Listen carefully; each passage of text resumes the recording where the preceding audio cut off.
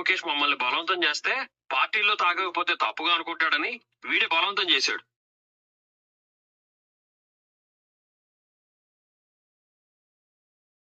కానీ పార్టీలో మందు తాగినందుకు నాకు మధ్య జరిగిందన్న. ఇదిగో అగ్రిమెంట్. అవును రే, నువ్వు ఆ ముంబై ముఖేష్ తో ఏం మాట్లాడావురా? చాలా మాట్లాడాను. దేని గురించి అడుగుతున్నావు? నాకు 40 కార్లు లేవు, 2 కార్లు ఉన్నాయి. వాడికి కూడా ఇంకా ఈఎంఐలు కాడుతూనే ఉన్నా.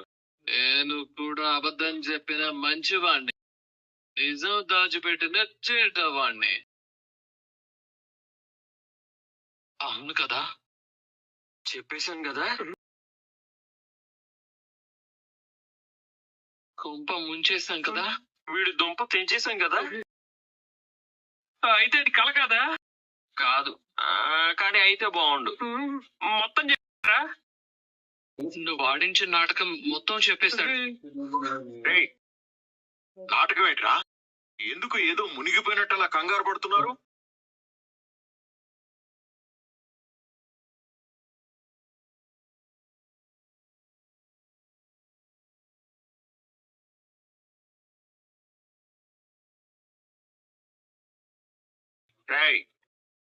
నిజం చెప్పండి. ఏంట్రా అసలు ఏం జరిగింది?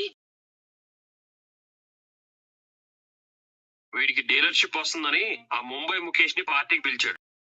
ఆ పార్టీలో కుటుంబంలో కూడా అందరూ బాగా సంపాదించే వాళ్ళని చెప్పాడు.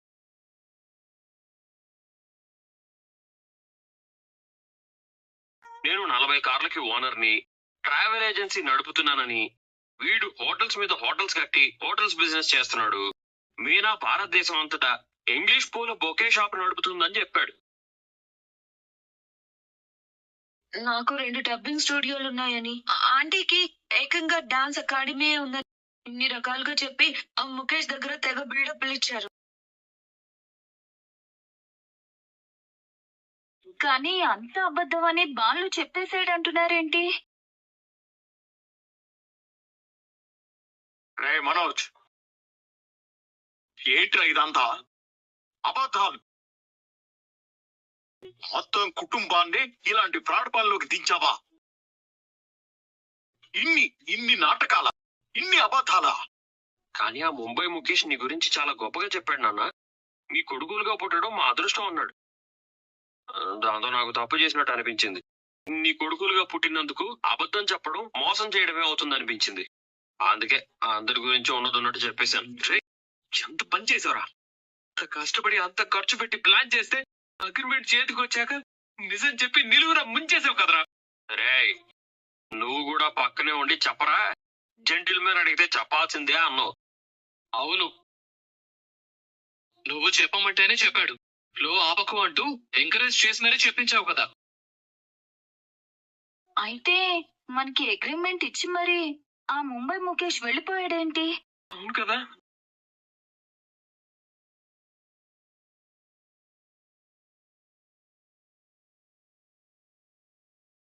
అమ్మో, అమ్మా, రోహిణి, నాన్న మునిగిపోయారు, నిలువునా మునిగిపోయారు. ఏదైనా ఫ్రాడ్ జరిగితే డీల్ ఆపేస్తే, అగ్రిమెంట్ క్యాన్సిల్ చేస్తే నేను వాళ్ళకి 50 లక్షలు ఇవ్వాలంట.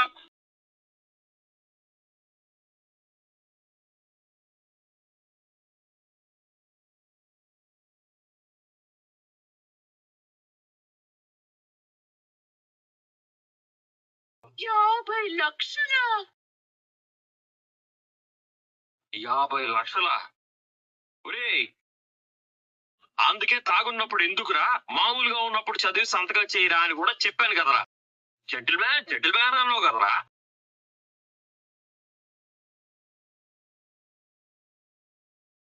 ఇప్పుడు అవన్నీ అవసరమా?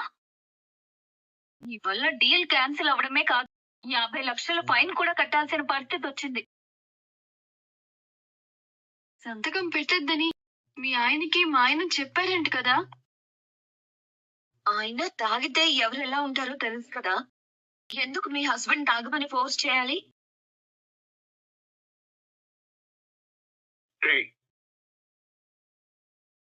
ఏంట్రా ఇదంతా? ఇన్ని మోసాలు చేసి అబద్ధాలు చెప్పి ఎందుకురా ఇలాంటి పరిస్థితి తెచ్చుకున్నావు?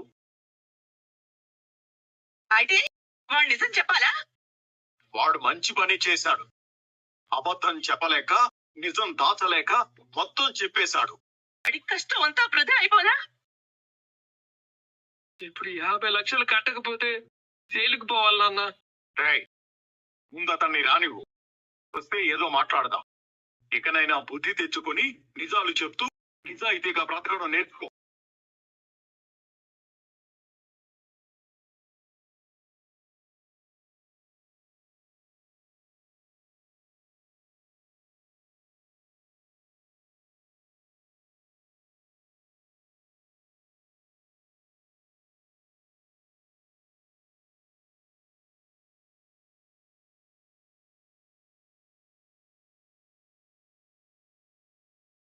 జరిగిందేదో జరిగిపోయిందిలే, వదిలే మనోజ్. నువ్వు బాధపడితే మళ్ళీ కాలం వెనక్కి వెళ్ళదు కదా. నేను బాధపడుతుంది ఎన్ని ప్రయత్నాలు చేసినా ముందుకెళ్ళలేకపోతున్నావనే. ప్రతిసారి ఏదో ఒక సమస్య. అయినా ఈ ప్లాన్ చేసిందంతా నువ్వే కదా. ఆ అసలు ఆ బాలు గాని పార్టీకి పిలవకపోతే ఎవడు అడిగాడు? వాడు రాకపోయింటే ఇప్పుడు ఈ సమస్య ఉండేది కాదు.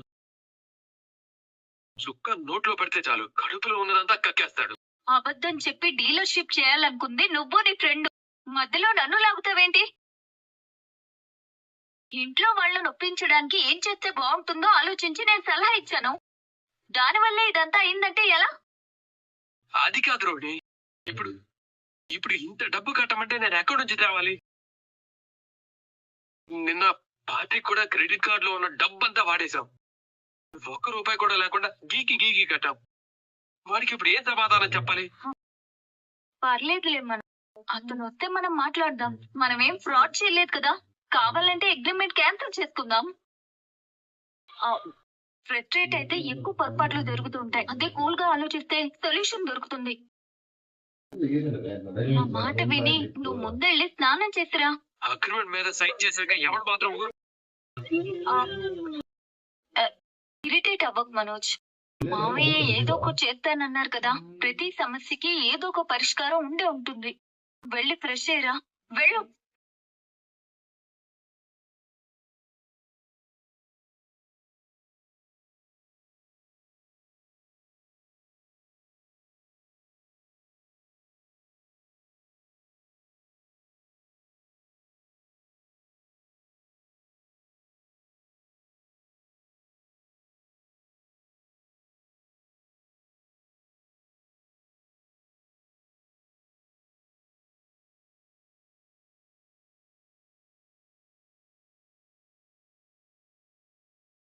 ఏంటిది?